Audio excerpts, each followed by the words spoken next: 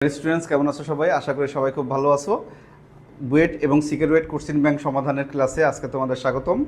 আজকে আমরা তাপগতিবিদ্যার যে অঙ্কটি তোমাদের সামনে আসছি সেটা হচ্ছে ইঞ্জিনের কর্মদক্ষতা রিলেটেড, ঠিক আছে? সো কার্নো ইঞ্জিন সম্পর্কিত একটি মজার প্রশ্ন, যেটা আমাদের রিসেন্ট সালের প্রশ্ন। দেখো, সিকেরুয়েট মানে গুচ্ছ ইঞ্জিনিয়ারিং ভর্তি পরীক্ষায় আমাদের 22-23 সেজনে আসছে, ঠিক আছে? সো আমাদের কী ধরনের প্রশ্নগুলো এসে থাকে দেখো, তাহলে তোমাদের এই লেটেস্ট প্রশ্নগুলো করলে তোমাদের আরও বুঝতে সুবিধা হবে যে আসলে পরীক্ষায় কী ধরনের কোশ্চেন আসে। সবাই যেমন বলে যে ইঞ্জিনিয়ারিং মানেই যে অনেক কঠিন প্রশ্ন আসে বা প্রশ্ন আসলে কমন পাওয়া যায় কি না যায়, তাহলে তুমি প্রশ্ন দেখলে নিজেই বুঝতে পারবা যে এই টাইপের কোশ্চেন তুমি পারো কি না, এবং এটাকে আদৌ কঠিন নাকি একদমই বেসিক্যাল আমাদের সিম্পলি আছে কিন্তু একটু বেসিক প্রশ্ন। সো আমরা বেসিকটা ক্লিয়ার থাকলে কোনো বিষয় হয় না। যারা শুধু এই সূত্র মুখস্থ করে অঙ্ক করতে যায় তাদের কাছে নাই সমস্যা মনে হয়, কিন্তু যাদের সূত্রের বেসিক জানা থাকলে আমাদের কিন্তু ইঞ্জিনিয়ারিং কোর্সিংয়ের যে কোশ্চেনগুলো এটা মোটেও তোমার কাছে কঠিন লাগবে না। সো আসো আজকের কোশ্চেনটা আমরা সমাধানের দিকে আগাই। কি বলছে এখানে, এটি কার্নো ইঞ্জিন, ঠিক আছে? তাহলে প্রথমে আমাদের কার্নো ইঞ্জিন বলা আছে, তাহলে এটা মনে রাখো যে কার্নো ইঞ্জিনের শর্ত কী ছিল। কার্নো ইঞ্জিন একটি প্রত্যাবর্তী প্রক্রিয়া, ঠিক আছে? এখানে মোট এন্ট্রপির পরিবর্তন শূন্য থাকে। তাহলে কার্নো চক্র বলা আছে এবং এর ইঞ্জিনের আমাদের এত এবং এত তাপমাত্রায় কার্যরত, তার মানে উৎস এবং গ্রাহক, ঠিক আছে? সোর্স এবং আমাদের সিঙ্কের তাপমাত্রা অলরেডি দিয়ে দিছে, তবে এটা কিন্তু ডিগ্রি সেন্টিগ্রেডে আছে। আমরা এটা মনে রাখি যে আমরা কার্নো চক্রে বা কার্নো আমাদের ইঞ্জিনের ক্ষেত্রে কর্মদক্ষতার ক্ষেত্রে তাপমাত্রা কিন্তু সবসময় কিন্তু ক্যালভিন এককে দরকার হয়। তো আমরা এটা কনভার্ট করে নিব, অসুবিধা নেই। উচ্চ তাপমাত্রায় যদি এটি এত তাপ শোষণ করে, তাহলে তাপ শোষণ করতেছে, তাহলে তাপ শোষণ করে কোথা থেকে? সোর্স থেকে, তার মানে উৎস থেকে। তার মানে উৎসের তাপ দেওয়া আছে এবং প্রতি সাইকেলে ইঞ্জিনটি কী পরিমাণ কাজ করছে আমাদের লাগবে কি কাজ। তাহলে কার্নো ইঞ্জিনের কৃত কাজ, তাহলে কার্নো ইঞ্জিন কী পরিমাণ কাজ করে, বা একটা কার্নো ইঞ্জিনের একটা সাইকেল যদি একটা চক্র 4টে ধাপ মিলে একটা চক্র কমপ্লিট হয়, তার টোটাল কাজ কত হয়? 4 ধাপের কাজ বের করে আমরা যোগ করতে পারি, এটা একটা প্রসেস। কিন্তু এখানে যে ডাটা দেওয়া আছে কিন্তু 4টা ধাপের আলাদা আলাদা প্রক্রিয়ার আমাদের আয়তনের পরিবর্তন বা কোনো মান দেওয়া নয়, সো সেটা আমরা করতে পারবো না। কিন্তু আরেকটা আমরা জানি কি, কার্নো চক্রের বা আমাদের তাপ ইঞ্জিনের মেইন যে সূত্র ছিল কৃত কাজ, সেটা উৎস থেকে কতটা তাপ শোষণ করতেছে আর গ্রাহকে কী পরিমাণ বর্জন করতেছে, এটা যদি আমাদের জানা থাকে তাহলে কিন্তু এই দুই তাপমাত্রার পার্থক্যটাই, তাপের পার্থক্যটাই হয় কৃত কাজ। সো উৎসের তাপ দেওয়া আছে, আমরা কী করবো? গ্রাহকের তাপটা বের করবো।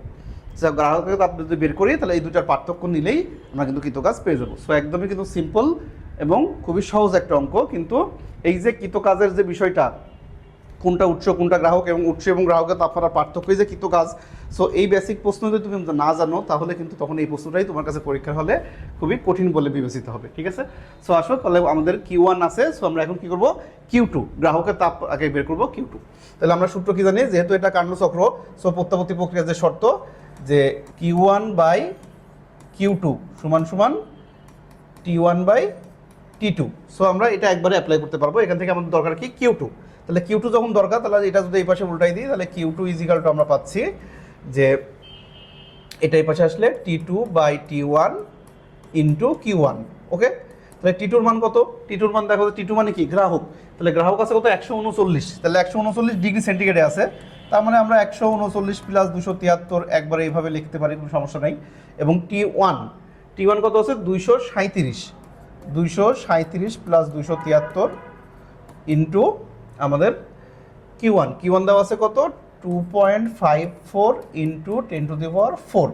সো এটাকে যদি ক্যালকুলেটারে আমরা বসাই তাহলে একবারে আমরা Q2-র মানটা ইজিলি এখান থেকে পেয়ে যাচ্ছি। সো আমরা ক্যালকুলেটারে এটা বসাই দিই, মানটা আসলো কত? তাহলে আমাদের মানটা আসছে হচ্ছে 2.052 ইন্টু 10⁴। আমরা এত জুল, তাহলে আমরা 10⁴, ওটা যে 10⁴ আছে একই মানে রাখলাম এটা।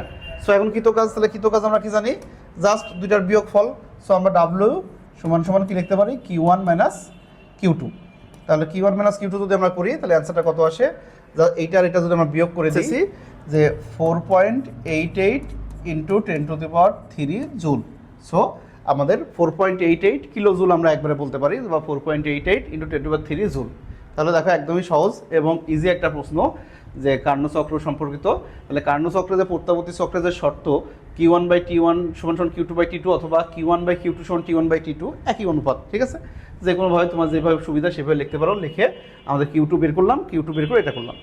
চাইলে এটা আমরা আরেকভাবেও করতে পারতাম, যেহেতু T1 T2 আছে আমরা কর্মদক্ষতা বের করতে পারলাম। যদি আমরা এটা মনে করতাম যে আমরা কর্মদক্ষতা ইটা বের করবো, যে ইটা = 1 - T2/T1, তাহলে আমরা এখান থেকে তো ইটা পাইতাম। আর কর্মদক্ষতার সাথে কিন্তু কাজের রিলেশন আছে, যে আমরা কর্মদক্ষতা সমান যা দেখি যে W/Q1, তাই জানি না? সো এখান থেকেও কিন্তু আমরা একবারে সিম্পলি করতে পারতাম। তুমি যেই কনসেপ্ট দিয়ে করো সেটা কোনো বিষয় না, কর্মদক্ষতা বের করে কর্মদক্ষতার সাহায্যে বা এখান থেকে সরাসরি একবারে বসাই আমরা বের করতে পারতাম, অথবা এইভাবে Q2 বের করে নিয়ে করলেও কোনো বিষয় না, টাইম প্রায় একই লাগে। সো তুমি যেটা সুবিধা মনে হয় সেটা দিয়ে করতে পারো। ওকে, সো আশা করি অঙ্কটা খুব ভালো লেগেছে, বুঝতে পারছো। আর তারপরেও কেমন লাগলো আমাদের কমেন্টে জানাও, একটু লাইক শেয়ার দিয়ে আমাদের পাশে থাকো, আর তোমাদের ফ্রেন্ডসদের সাথে একটু শেয়ার করে দাও, তাদেরকেও আমাদের সাথে যুক্ত করার চিন্তা করো। আমাদের এই কমিউনিটি বা ইউটিউব চ্যানেল যত বড় হবে, যত গ্রো করবে, তত আমাদেরও উৎসাহিত বাড়বে এবং আমাদের জন্য আরও ভালো ভালো ভিডিও, আরও নতুন নতুন ভিডিও নিতে আসতে পারবো এবং আমাদের ভিডিওর কোয়ালিটিও আরও ভালো হবে আশা করতেছি। সো সাবস্ক্রাইব করো ইউটিউব চ্যানেলে, করে আমাদের পাশে থাকো। আর ফেসবুক থেকে দেখলে আমাদের পেজে লাইক ফলো দিয়ে রাখো এবং আমাদের গ্রুপে, স্টুডেন্টস গ্রুপে যুক্ত হও। সেখানে তুমি তোমার যাবতীয় প্রশ্ন আমাদের সাথে শেয়ার করতে পারো, আমরা ইনশাল্লাহ তার রিপ্লাই দিব খুব দ্রুতই। দেখা হচ্ছে নেক্সট ক্লাসে। আল্লাহ হাফিজ।